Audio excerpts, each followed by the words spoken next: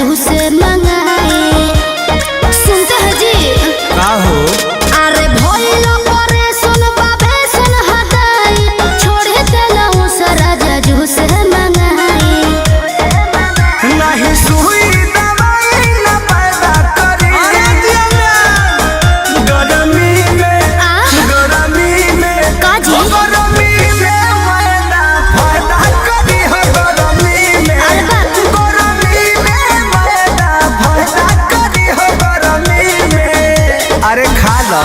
हम ना खाए।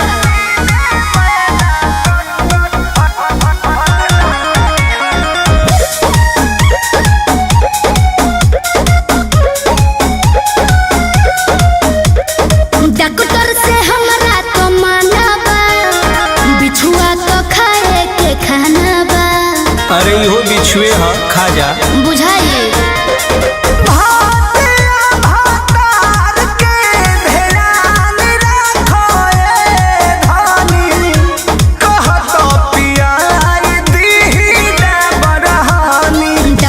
से हमरा तो माना बा, बिछुआ तो खाए के खाना बा।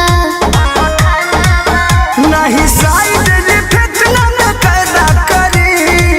रउए जाना तनी गरमी में का हो? गरमी में हो, गरमी में मैदा फायदा करी हो। गरमी में ओहो गरमी में मैदा फायदा करी हो। गरमी में अरे खा लो। कहता